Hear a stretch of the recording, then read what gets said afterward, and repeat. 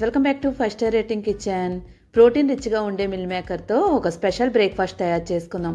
తక్కువ ఆయిల్తో హెల్తీగా ఇలా బ్రేక్ఫాస్ట్ చేసి చూడండి. ముందుగా దీనికోసం నేను ఇక్కడ 1 కప్పు వరకు మిల్ మేకర్ తీసుకుంటున్నాను. ఇప్పుడు ఈ మిల్ మేకర్లో మనం నీళ్లు వేసుకొని ఒక 2-3 సార్లు శుభ్రంగా క్లీన్ చేసేసుకోండి. వాసన ఏమన్నా ఉంటే పోద్ది. ఇప్పుడు నీళ్ళన్నీ వంపేసుకొని అదే కళాయిలో మనం 2 ఉల్లిపాయలను తీసుకోవాలి. నెక్స్ట్ 2 టమాటాలు తీసుకోండి.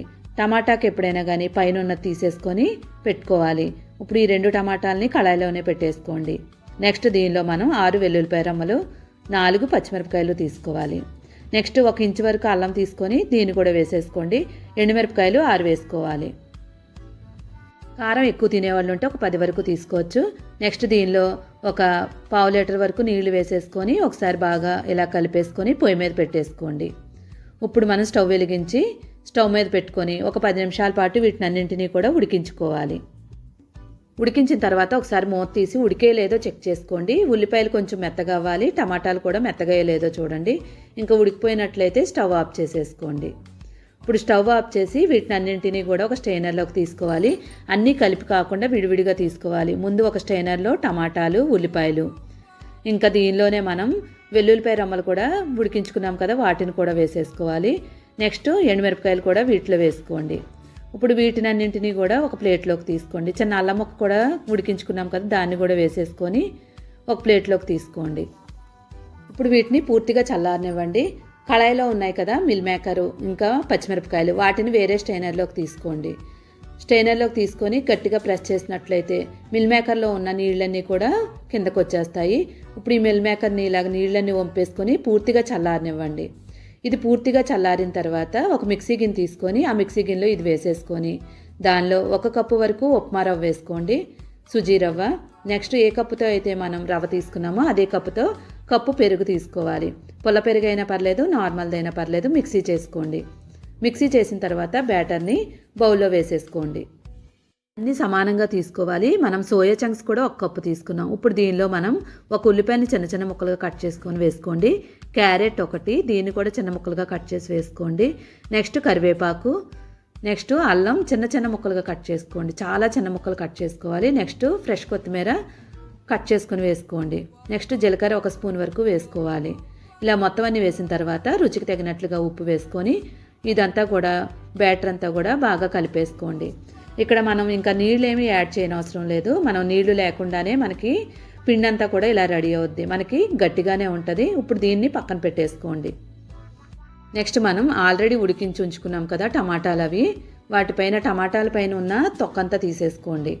మొత్తం లేయర్ లాగా వస్తుంది కదా, దాన్ని తీసేసి పక్కన పెట్టేసుకొని ఇప్పుడు ఈ టమాటాలన్నీ కొంచెం మెత్తగా చేసుకోండి.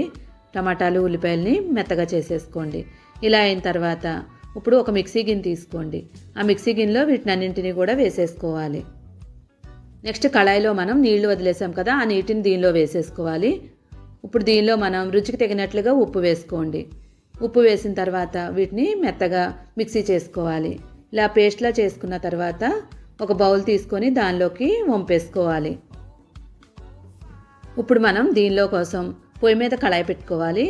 కళాయి హీట్ అయిన తర్వాత ఆయిల్ వేసుకోండి. ఆయిల్ 1 స్పూన్ వరకు వేసుకుంటే సరిపోతుంది. నెక్స్ట్ ఆయిల్ మరిగిన తర్వాత ఆవాలు, జీలకర్ర, మినప్పప్పు, శనగపప్పు, ఇంకా దీనిలో కరివేపాకు, ఎండుమిరపకాయలు, వీటిని అన్నింటినీ వేసేసుకొని పోపు పెట్టుకోవాలన్నమాట. ఇప్పుడు మనం చట్నీ తయారు చేసుకున్నాం. ఈ చట్నీకి కావాల్సిన తాలింపు కూడా రెడీ చేసుకున్నాం. ఈ తాలింపు అంతా వేగిపోయిన తర్వాత చట్నీలో వేసేసుకొని ఒకసారి కలిపేసుకోండి. చాలా సింపుల్గా ఒకేసారి మనం తయారు చేసుకోవచ్చు. ఎక్కువ టైంలో కాకుండా తక్కువ టైంలోనే మనం ఈజీగా తయారు చేసుకోవచ్చు. మొత్తం పోపు వేస్తాం కదా, చూడండి చాలా అంటే చాలా బాగుంటుంది. ఇంకా ఇది ఏ టిఫిన్లోకైనా కూడా చాలా బాగుంటుంది. మొత్తం కలుపుకున్న తర్వాత ఆల్రెడీ పిండి కలిపి ఉంచుకున్నాం కదా, ఒకసారి కలిపేసుకోండి. ఇప్పుడు దీనిలో మనం వంట సోడా ఉంటే 1/2 స్పూన్ వరకు వేసుకోండి. ఇక్కడ నేను ఈనో వేసుకుంటున్నాను. ఈనో ఉన్నవాళ్ళు ఈనో వేసుకోండి. ఒక చిన్న ప్యాకెట్ 1 స్పూన్ వరకు వేసుకోవాలి. ఇప్పుడు దీనిపైన యాక్టివ్ చేయడానికి మనం కొంచెం వాటర్ని 1 స్పూన్ వరకు వేసుకున్నట్లయితే చక్కగా నొరగలాగా వస్తుంది. ఇప్పుడు ఇది పిండి అంతట్లో కూడా బాగా కలిపేసుకోవాలి. ఈనో లేదనుకోండి వంట సోడా అయినా వేసేసుకొని కలిపేసుకోవచ్చు.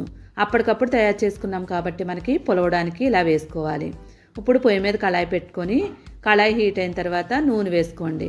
ఇప్పుడు ఈ నూనె అంతా కూడా మనకి పాన్ అంతా కూడా స్ప్రెడ్ చేసేసుకోవాలి. ఇలా స్ప్రెడ్ చేసుకున్న తర్వాత నువ్వులు వేసుకోండి. 1 స్పూన్ వరకు నువ్వులు వేసుకోవాలి. ఇలా నువ్వులు వేయడం వల్ల మనకి ఆరోగ్యానికి కూడా చాలా మంచిది. బోన్స్ కూడా గట్టిపడతాయి పిల్లలకి.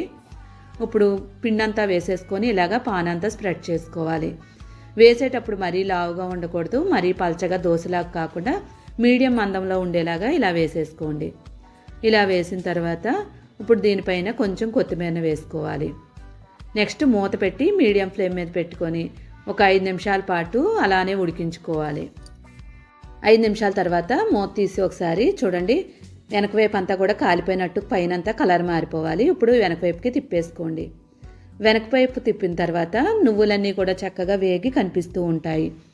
ఇప్పుడు మళ్ళీ 1 స్పూన్ వరకు నూనె వేసేసుకొని మళ్ళీ మూత పెట్టి ఒక 2 నిమిషాలు అలానే వదిలేసినట్లయితే చక్కగా మనకి బ్రేక్ఫాస్ట్ రెడీ అయిపోద్ది.